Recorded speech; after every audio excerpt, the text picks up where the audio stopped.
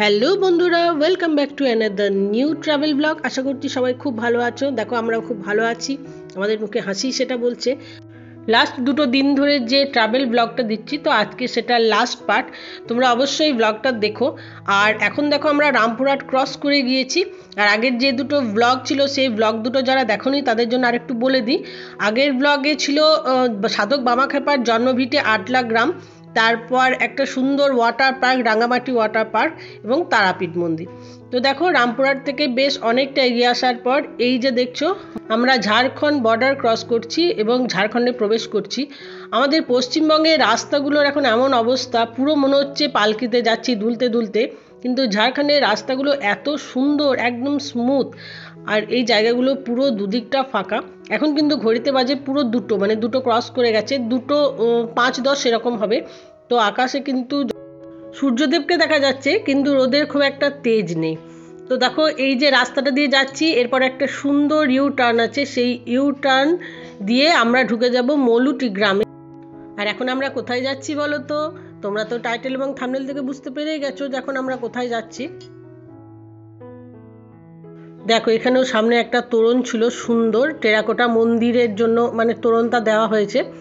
তো রাস্তাগুলো দেখো জাস্ট, এবং ভিউটা দেখো কি অসাধারণ। এগুলো সরকার থেকে সমস্ত গাছগুলো লাগানো হয়েছে, আর সত্যি করে এই রাস্তাগুলো ভীষণ সুন্দর।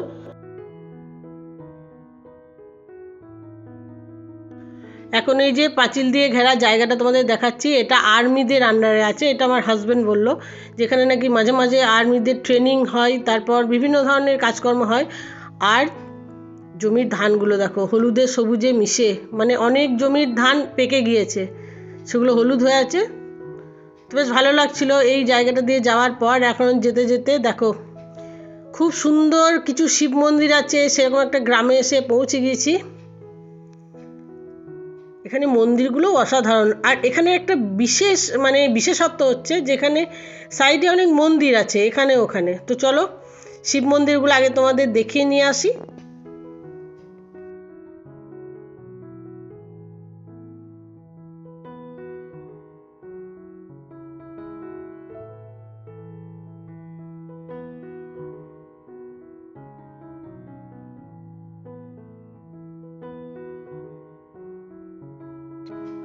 পৌঁছে গেছি শিব মন্দিরের গ্রামে। তবে বাইকটা এখন একটা সাইডে রাখতে হবে, বাইকটাকে রেখে তারপর মন্দিরগুলো এক এক করে দেখতে দেখতে যাব। আর এখানে অনেকগুলো মন্দির আছে, দেখতে অনেক সময় লাগবে। চলো বাইকটাকে এখানে রাখা হলো। দূরে দেখো ওই ভাঙা বাড়িটা, ঠিক মনে হচ্ছে যে খুব বন্যার পর বাড়িগুলো যেমন ভেঙে যায় সেরকম। আর এই যে এখানকার প্রত্যেকটা মন্দিরে টেরাকোটার কাজ করা আছে, এবং মন্দিরগুলো দেখে বোঝা যাচ্ছে যে এগুলো অনেক দিনের পুরনো মন্দির। দুর্দান্ত শিল্পশৈলী ছড়িয়ে আছে এই গ্রামের এখানে ওখানে। তবে একটা বিশেষ জিনিস যেটা দেখলাম সেটা হচ্ছে এখানকার মন্দিরগুলো ভীষণভাবে অপরিষ্কার। এগুলো মানে কি বলবো, এত খারাপ লাগছিল মন্দিরের ভিতরে ঢুকে। এই সমস্ত ছাগলরা তাদের সমস্ত কর্ম ওখানে হয়তো সারেন। তো এখানে রাজার বাড়ি বলে একটা জায়গা আছে, সেটাও তোমাদেরকে দেখাবো। তো যেটা বলছিলাম, মন্দিরটা ভীষণভাবে অপরিষ্কার প্রত্যেকটা মন্দিরের ভিতর। এগুলো একটু বিশেষ করে নজর দেওয়া উচিত স্থানীয়দের এবং অবশ্যই প্রশাসনেরও। তো দেখো এই মন্দিরটা অনেক দিনের পুরনো মন্দির, আর এর ভিতরটাও বেশ সুন্দর, কাজগুলো অসাধারণ। দেখো দুর্দান্ত কিছু টেরাকোটার কাজ।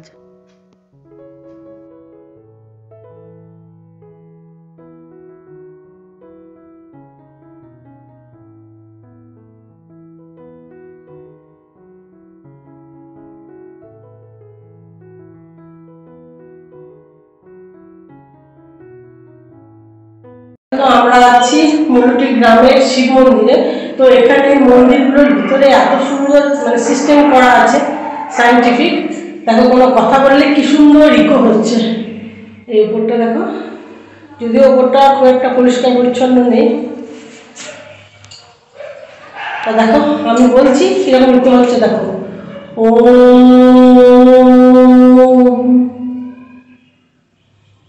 কি সুন্দর না? এই যে আমার ক্যামেরাম্যান পিছনে। চলো দেখো এটা হচ্ছে রাজাবাড়ি মন্দির। অতীতে এই স্থানে যিনি রাজা ছিলেন তিনি যেখানে বাস করতেন ঠিক সেই জায়গাতেই এই মন্দিরটা আছে, সেজন্য এটা রাজাবাড়ি মন্দির বলা হয়। আর এই ভিতরের জায়গাটা একটু তোমাদের দেখিয়ে নিয়ে আসি। যদিও এখানে অনেক বাড়িঘর হয়ে গিয়েছে বা অনেক দিন আগে থেকে হয়তো এখানে সেরকম রাজার বাড়ির কোনো নিদর্শন নেই, তবে বলা হয় যে এই জায়গাটাতেই এখানে সুন্দর রাজার বাড়ি ছিল এবং সেখানে উনি থাকতেন।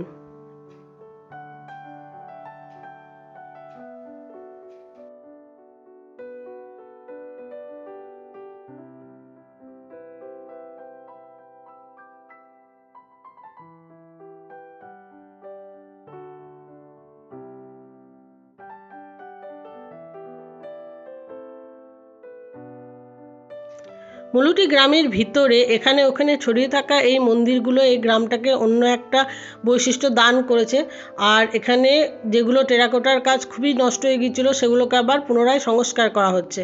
আর এটা কিন্তু মানে স্থানীয় সরকার থেকে এটা করা হচ্ছে, ঝাড়খণ্ড সরকার থেকে এটা করা হচ্ছে। তবে হ্যাঁ, যে টেরাকোটার কাজটা ছিল সেই কাজটা নেই, সেই কাজের জায়গায় একদম নর্মাল একটা প্লেন ইটের টুকরো বসিয়ে দেওয়া হচ্ছে। সংস্কার এভাবেই করছে আর কি এই মন্দিরগুলোর।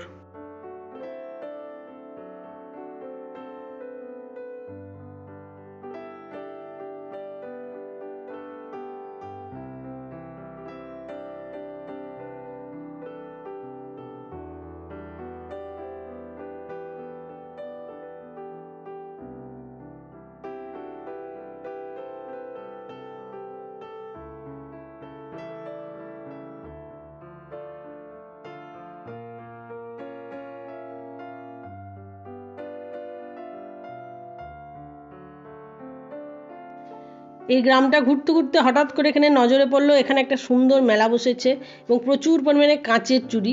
আমরা ছোটোবেলায় এই ধরনের কাঁচের চুড়ি পরতে খুব ভালোবাসতাম, তো একবার ঝট করে নিজের শৈশব থেকে ঘুরে এলাম। আর দেখো এই যে সুন্দর ছোট বড় ও মধ্যম টেরাকোটার মন্দির, ঠিক এইভাবেই এই মন্দিরগুলোকে ভাগ করা হয়েছে।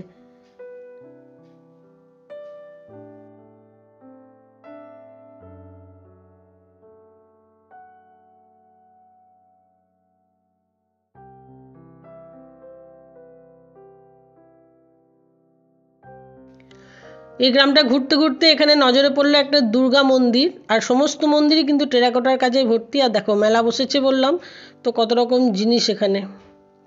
আর এদিকে আমার হাজব্যান্ড একটু ছবি তুলছে আর আমিও সেখানে যাচ্ছি। এই মন্দিরটা নাকি সব থেকে পুরনো মন্দির, মানে প্রথম এটাই তৈরি হয়েছিল, তো এই মন্দিরটাও সংস্কার করা হবে। আর এই মন্দিরের বাইরের দিকটা সরু এবং ছোট ছোট ইট দিয়ে তৈরি। এটা আসলে ইট না অন্য কিছু বোঝা যাচ্ছে না, তবে ইটের মতোই দেখতে লাগছে, সেটা তোমাদের একটু দেখিয়ে দিলাম। খুবই সরু সরু এবং ছোট ছোট এরকম ইট দিয়ে এই মন্দিরের বাইরের দিকটা করা আছে।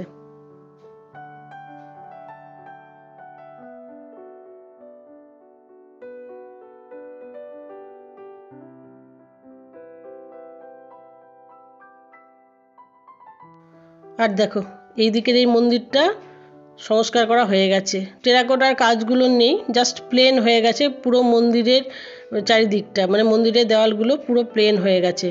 দূরে একটা বাড়ি দেখলাম, যে বাড়িটায় খুব সুন্দর দাওয়া আছে। অনেক দিন আগে যখন আমরা অনেক ছোট ছিলাম তখন আমাদের বাড়িগুলো এরকম ছিল, মানে আমার বাপের বাড়িগুলো এরকম ছিল, দাওয়া খুঁটি কড়িবর্গা এই সমস্ত কিছু, এরকম মাটির চেয়ার। তো বেশ ভালো লাগলো বাড়িটা দেখে, একটু বসে পড়লাম। আর এদিকে চারিদিকে গরুও বাঁধা আছে, তো সেটাও বেশ ভালো লাগছিল। এই যে দরজা, খড়ের ছাউনি, এই সমস্ত কিছু দেখে একটা অন্যরকম ফিলিংস আসছিল গ্রাম গ্রাম। এখন তো অনেক জায়গায় গ্রাম এত উন্নত যে শহরেকেও ছাড়িয়ে গেছে, তো এই জায়গাটা বেশ অন্যরকম একটা গ্রাম দেখলাম। এটা হচ্ছে এখানকার অন্নপূর্ণা মন্দির। স্থানীয়দের মতে এখানে আগে শিব মন্দির ছিল 108টা, যেটা বর্তমানে এসে দাঁড়িয়েছে 75টায়। তো ঠিক আছে, চলো এই শিব মন্দিরগুলো সমস্ত দর্শন করে নিলাম, তোমাদেরকেও একটু দেখিয়ে দিলাম। এবার সোজা চলে যাব মুলুটির মায়ের মন্দিরে, তো সেই জায়গাটাও তোমাদের সাথে একটু শেয়ার করব। তো চলো আর দেরি করব না, এখন সোজা চলে যাই।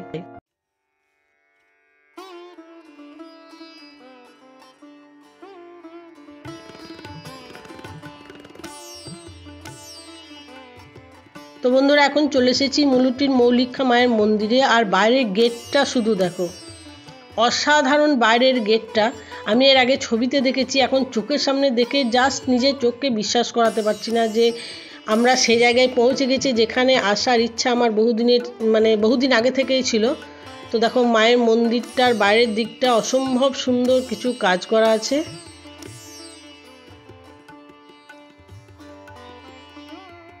এই মৌলিকা মায়ের মন্দিরটি, যেটি এই মুলুটির নামক জায়গায় আছে, এটা কিন্তু ঝাড়খণ্ডের আন্ডারে পড়ে। তো আমরা এখন পশ্চিমবঙ্গ থেকে ঝাড়খণ্ডে এসেছি মাকে দর্শন করতে। তো দেখো কি সুন্দর এই বাইরের গেটটা। চলো একটু একটু করে এবার ভিতরের দিকে ঢুকি।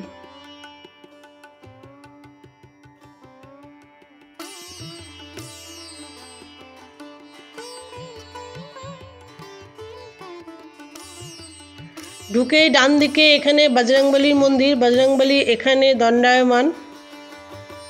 বেশ সুন্দর লাগলো মন্দিরটা, একদম ঢুকে বজরংবলীকে দর্শন করতে পারলাম, মনটা বেশ ভালো হয়ে গেল। তো চলো এবার আরও একটু ভিতরের দিকে যাই এবং ভিতরে গিয়ে দেখি আর কি কি আছে। আর এখানে ঝাড়খণ্ড সরকার থেকে বেশ কিছু এরকম ব্যানার লাগানো আছে, সেটাও ভালো লাগছিল দেখে, তাদের নিজস্ব কালচারের কিছু ব্যানার, তো সেটাও বেশ ভালো লাগছিল দেখে।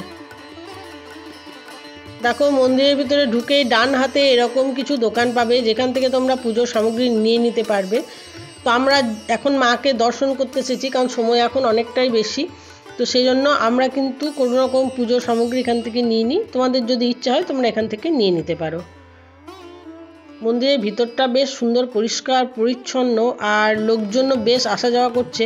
আর সব থেকে ভালো ব্যাপার হচ্ছে এই জায়গাটা অত্যন্ত নিরিবিলি, অত্যন্ত শান্ত, মনটা একদম শান্ত হয়ে যাবে এখানে কিছুক্ষণ বসে থাকলে। এটা হচ্ছে এই মন্দিরের সব থেকে বিশেষ ব্যাপার, যে মন্দিরটা বেশ সুন্দর। সাইডে দেখো ফাঁকা মাঠ, আর এটা হচ্ছে মন্দিরের মেন গেট, যার মাথাতে একটা ঘন্টা লাগানো আছে। চলো এখন ভিতরে যাই, গিয়ে মাকে দর্শন করে আসি।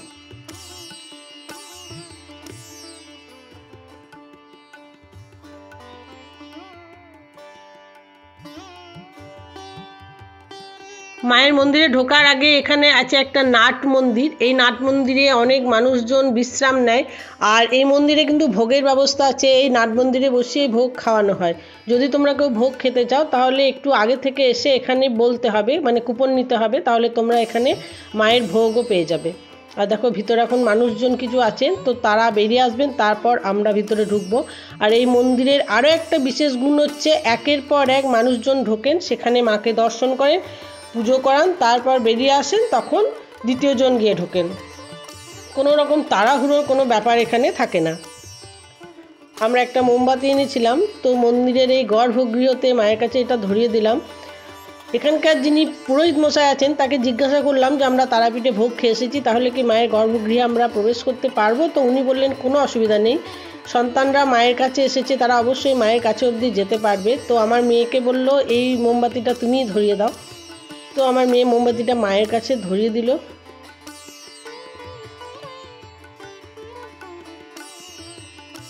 মায়ের মূল মন্দির ছাড়াও এখানে আরও অনেক মন্দির আছে, চলো সেগুলো একটু তোমাদেরকে দেখিয়ে দিই। আর জায়গাটা দেখো কত পরিষ্কার পরিচ্ছন্ন, খুব সুন্দরভাবে এই জায়গাটাকে মেনটেন করা হয়, যেটা বোঝা গেল। দেখো অসম্ভব সুন্দর একটা জায়গা, গাছপালায় ভর্তি, ঠান্ডা শীতল একটা জায়গা। এখানে বামদেবের মন্দির আছে, তো চলো একটু বামদেবকে দর্শন করে আসি।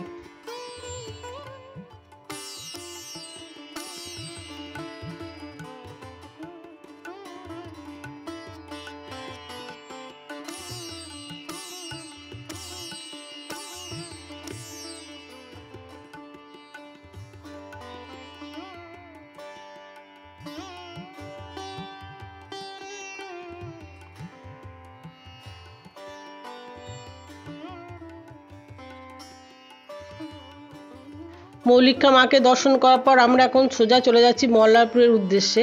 আমরা যখন এসেছিলাম রামপুরহাট হয়ে, আর যখন ফিরে যাচ্ছি তখন অন্য একটা রাস্তায়, এটা সোজা মল্লারপুরে উঠবে।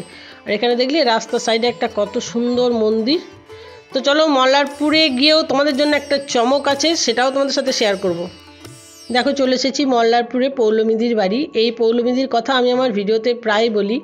আমার একটা ভিডিওতে আমি একটা সুন্দর শাড়িও দেখিয়েছিলাম, এই পৌলমীদির জন্যই কিনে এনেছিলাম। আর পৌলমীদিও কিন্তু আমার হাজব্যান্ডকে নিজের ভাইয়ের থেকেও বেশি ভালোবাসে, আর ততটাই আমাদেরকেও ভালোবাসে। আমার মেয়ে তো পিসিমণির নামেই অজ্ঞান। পৌলমীদি এত ভালো একটা মানুষ। কিছু কিছু মানুষ হয় না যাদেরকে দেখলেই ভালোবাসতে ইচ্ছা করে, পৌলমীদি কিন্তু সেই রকম মানুষদের মধ্যেই পড়ে। আর দেখো এই সময় কিন্তু তোড়জোড় গল্প চলছে। পৌলমীদি খুব একটা বুঝতে পারেনি প্রথমে যে আমি ভিডিও করছি, পরে এখন বুঝতে পেরে গেছে যে ভিডিও করছি। আর চলো একটু পৌলমীদির বাগানটা তোমাদের দেখাই। পৌলমীদি ভীষণ গাছের শৌখিন, এখানে বিভিন্ন ধরনের গাছ তোমরা দেখতে পাবে। আর পৌলমীদির বাড়িতে প্রচুর গাছ লাগানো আছে, ফুল ফল সব কিছুরই।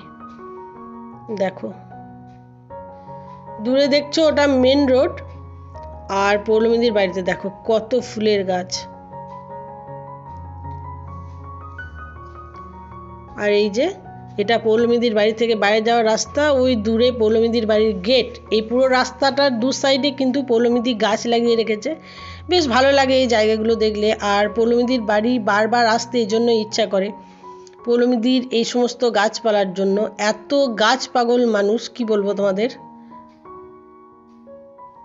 পৌলমীদির বাড়ি এসে তাই ভাবলাম তোমাদেরকে একটু পৌলমীদির এই গাছপালাগুলোকেও দেখিয়ে দিই। আশা করছি তোমাদেরও খুব ভালো লাগবে।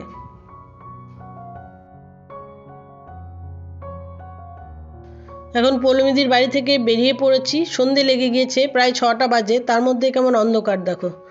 আর কালী পুজো বেশ কয়েকদিন আগে পেরিয়ে গিয়েছে, কিন্তু এখন এই গেটগুলো থেকে গিয়েছে। আর এই গেটগুলো কি ভালো লাগে, বিভিন্ন ধরনের লাইট দিয়ে, বিভিন্ন কালারের লাইট দিয়ে সাজানো। বিয়েবাড়ি বলো বা যে কোনো পুজো মণ্ডপ বলো, এই গেটগুলো কিন্তু খুবই ভালো লাগে। আর মল্লারপুর শহরের এই সুন্দর সুন্দর গেটগুলো দেখতে দেখতে এখন বাড়ি যাচ্ছি। ইচ্ছা কিন্তু খুব একটা করছে না বাড়ি যাওয়ার, কিন্তু বাড়ি তো ফিরতেই হবে।